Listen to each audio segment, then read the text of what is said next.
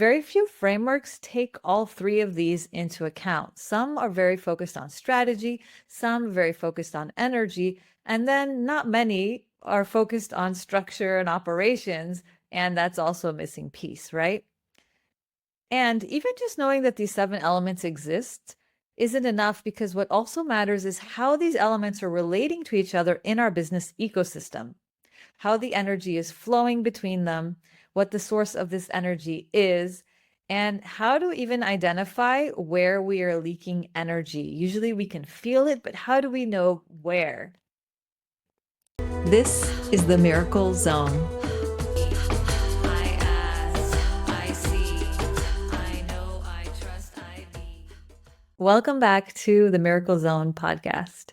Today, I'm going to give you a glimpse of the 7-part framework I use with clients to create a thriving and scalable and self-sustaining business that enables you to leave a legacy and have legacy level impact while also still having the freedom, the grace, and the space to live and lead in your miracle zone.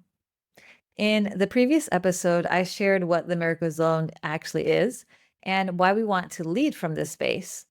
And so today we're really going to look at what are the 7 elements in our business that really make this possible. If you happen to be driving or passively listening as you tune in, don't worry. In the links, you can download my free Miracle Business Blueprint that captures the 7-part framework. Plus, it also captures how this framework interacts with the energy of our business. And in addition, you'll receive a guided process to identify where to focus first so you can spend more time leading in your miracle zone right away. So today I'm going to just walk us through these 7 areas, these 7 elements, without going into them into too much detail, because this is the type of thing that we're going to be exploring throughout different episodes of this podcast. Okay, so let's dive in. The very first element in your business that allows you to be more and more in your miracle zone is having a management and leadership structure. This is often overlooked because it evolves over time, right? There's kind of a solopreneur doing it all stage, and then evolving more into business owners and into entrepreneur and into CEO, right? And we fulfill different functions as our business and our team grows. However, we don't think a lot about the management structure. This is something that gets tons of attention in the business world, in MBA programs, for a really good reason, because it really affects your business, right? But in the online business world of coaching and healing and teachers and authors, this really doesn't get a lot of consideration. One, because it's not a very sexy topic, right? It's just a lot easier to draw people in with promises of fancy marketing strategies to make 7 figures overnight, as opposed to getting people really excited about management structures, right? Yeah. And secondly, oftentimes it sneaks up on us and we don't even realize that it's something that we have overlooked until we really are feeling the impact of it in our business and in how we're leading. This is really important to keep you in your miracle zone, though, because if your miracle zone is to be the visionary, then as you scale and your business scales and it grows and your team grows, you need to have a right-hand partner in crime, if you will, whose miracle zone is to manage all of the moving pieces that you're not managing and having your finger in all of the details of. And this is their miracle zone. And so this is such a big shift. It's one of the biggest areas that I see being important to allow you to be in your miracle zone. Again, it changes depending on the stage of your business that you're at, but it's always good to circle back to, okay, what is the management structure now? And what is the management structure that I'm moving forward towards in the future as my business grows? I love this topic and could talk about it forever, but for now, I'm just going to share one little resource that is amazing if you want to dive more deeply into this topic. And it's this book called Rocket Fuel by Gino Wickman and Mark C. Winters that really talks about the complementary roles of what they call the visionary and the integrator. in a business and how having both in place as part of the management structure really dramatically improves the effectiveness and the results of organizations, companies, and businesses. I really love this model, and I've found it to be so true in completely transforming how businesses are running and how effective they are. So, the second element that helps us to be in our miracle zone and is important to look at in our business is impact oriented vision, strategy, and offers. Are these even clear? What are the vision and strategy and offers? And what is this customer journey that we're even taking our dream client on? And I mentioned impact oriented because what are they even oriented around? Are they oriented around profit? Are they oriented around maximizing impact? Is it both? Or is there something else that we're orienting around? Oftentimes, when I'm working with business owners and there's a disconnect here, it's really hard for them to lead in their miracle zone because there's a lot of energy expended throwing spaghetti at the wall to see what sticks. There's no cohesive glue that's tying all of this together. The third area is rinse and repeat systems, and this element is so important. But let's be honest, systems, processes, procedures, plans, these are not always the funnest thing to dedicate time to. And at the same time, they're one of our greatest allies in freeing up our time for being in the miracle zone as leaders, as well as giving us the freedom to take time off from our business without everything coming to a screeching halt. Not everything needs to be planned or automated, and this really depends on each business and each leader. But the truth is that structure allows for more flexibility and flow in our business and in our lives, and not less. Okay, the next element is aligned support team and contractors. In our business, things need to get done that are outside of our miracle zone, and we need somebody to do them. And as our business grows, we're able to bring people on board to support us. We need implementers, and we need people who are experts in the areas that we're not, who can do things better than us and more effectively than we can.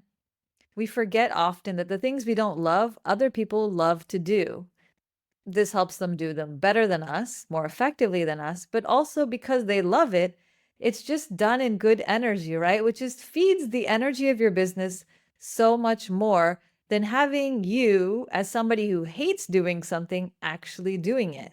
And lots of times we come to a point where in our business, we're like, if I don't love it, I'm not doing it. And so we just don't do it. But the truth is, we could still do it, but have somebody else do it, right? Now, I mentioned a line because when we're growing a business, as energetically sensitive beings, the energy of our team and contractors also really matters. It's all part of the same field.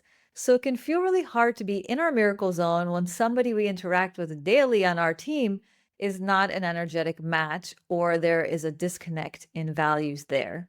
So that's another element that really needs to be taken in consideration when we're looking at this concept of a support team and contractors. Okay, the next element is culture, ethos, and values.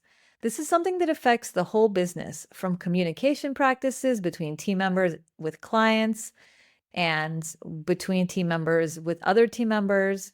It influences things like refund policies. It influences ethical decisions around how to integrate AI into the business. And it's really closely tied to the essence of our business model.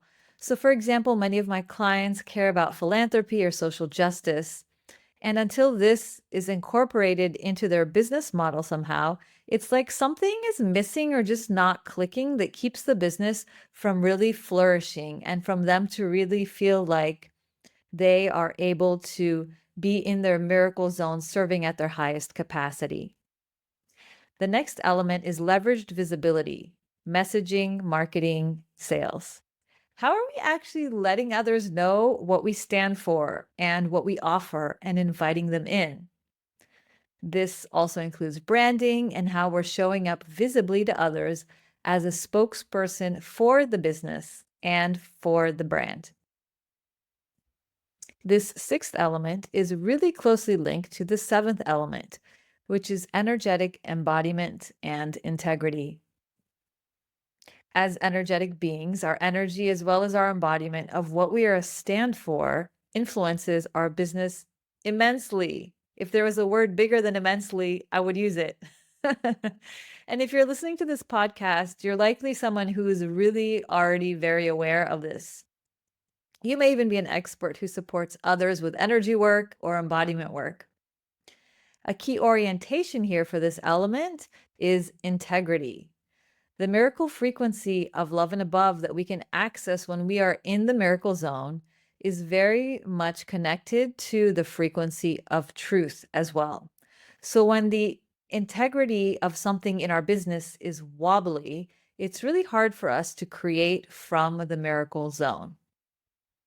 With these 7 elements that I've just shared, we see that strategy matters, energy matters, and structure and support structures matter. And this is just the beginning.